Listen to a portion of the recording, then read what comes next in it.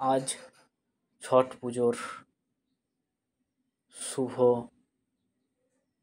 তিথিতে আজকে 3টি কুইজ তৈরি করা হয়েছে। এটি একটি সাধারণ জ্ঞান কুইজ। এটি একটি রীতিনীতি ও দিন বিষয়ক কুইজ এবং একটি তাৎপর্য ইতিহাস কুইজ। ওকে, প্রথমে আমরা শুরু করছি মাল্টিপল চয়েস কোয়েশ্চেন দিয়ে, এমসিকিউ বেসড। তো শুরু হচ্ছে, ছট পূজা উৎসবটি মূলত কোন দেবতার উদ্দেশ্যে উৎসর্গকৃত হয়? এখানে 4টি অপশন রয়েছে: দেবী লক্ষ্মী, ভগবান বিষ্ণু, সূর্যদেব আর প্রবণদেব। এখানে সঠিক উত্তরটি হবে সূর্যদেব।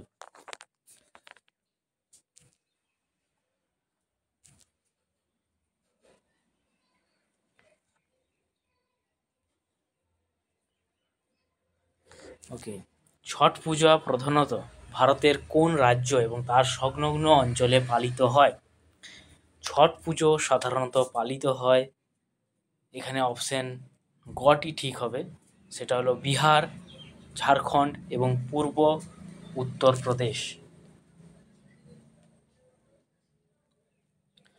ছট, নেক্সট কোয়েশ্চেনে চলে যাব, 3 নাম্বার। ছট শব্দটি কোন সংখ্যাকে নির্দেশ করে? ছট মানে সংখ্যা এখানে 4, 5, 6 এবং 7 রয়েছে। এখানে সঠিক উত্তরটি হয়ে যাবে 6। ছট পূজার একটি বিশেষ ও অপরিহার্য প্রসাদ যা আটা ও গুড় দিয়ে তৈরি হয় তার নাম কি? এখানে সঠিক উত্তর হবে ঠেকুয়া, যা বিহারিদের মধ্যে খুব প্রচলিত। ছট পূজা হলো সেই বিরল উৎসবগুলির মধ্যে একটি যেখানে সূর্যকে কখন অর্ঘ্য দেওয়া হয়? এখানে অপশন নিয়ে বা ক শুধুমাত্র দুপুরে, খ শুধুমাত্র মধ্যরাতে, গ অস্তগামী সূর্যকে, ঘ শুধু পূর্ণিমার দিনে। এখানে সঠিক উত্তরটি হয়ে যাবে অস্তগামী সূর্যকে। দ্বিতীয় নাম্বার সেকশনে চলে যাচ্ছি। এটি হলো ছট পূজার রীতিনীতি ও দিন বিষয়ক কুইজ।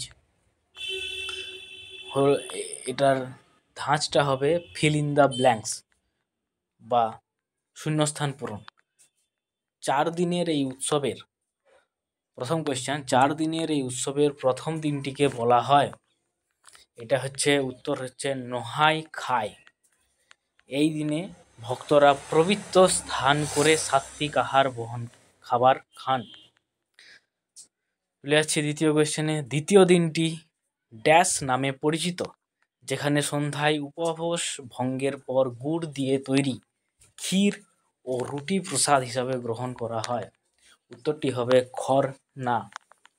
ছট পূজার ব্রত পালনকারী পারবাই 3 প্রায় 36 ঘন্টা ধরে যে কঠোর উপবাস রাখেন সেটি ড্যাশ ব্রত নামে পরিচিত। উত্তর হলো নির্জলা। জল পান না করে থাকাকে বলা হয় নির্জলা। চলে যাচ্ছি পরের কোয়েশ্চেন 4। অর্ঘ্য দেওয়ার জন্য ব্যবহৃত বাঁশের তৈরি ডালা বা কুলোকে স্থানীয় ভাষায় ড্যাশ বলা হয়? উত্তর সুপ বা সৌপ। পরবর্তী কোয়েশ্চেন 6।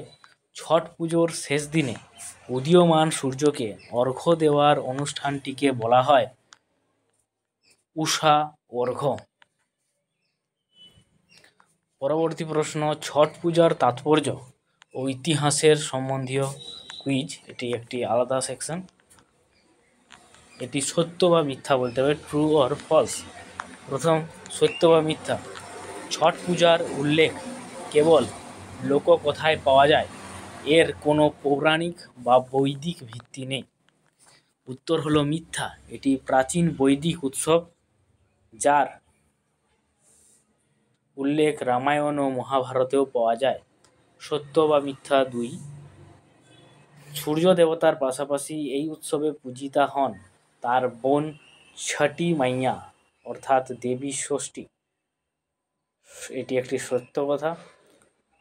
3 নাম্বার সত্য মিথ্যা, মহাভারত অনুসারে দ্রৌপদী এই ব্রত পালন করেছিলেন পাণ্ডবদের মঙ্গল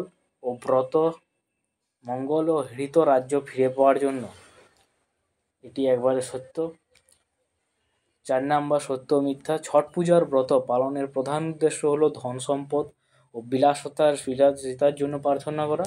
মিথ্যা। প্রধান উদ্দেশ্য হলো সূর্যের প্রতি কৃতজ্ঞতা যাপন এবং সন্তানের দীর্ঘায়ু, পরিবারের সুখ সমৃদ্ধি ও সুস্বাস্থ্যের জন্য প্রার্থনা করা। পরবর্তী এবং শেষ আজকের কুইজের শেষ কোয়েশ্চেন, সত্য বা মিথ্যা।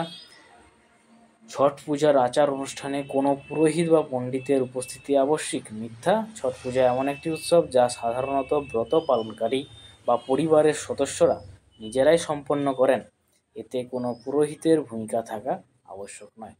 আজকে যদি আপনাদের এই কোয়েশ্চেনগুলো ভালো লেগে থাকে তাহলে পরবর্তী কোনো অনুষ্ঠানের বা উৎসবের উপর আমরা আরও কুইজ করব, তার জন্য লাইক এবং কমেন্ট করবেন। ধন্যবাদ।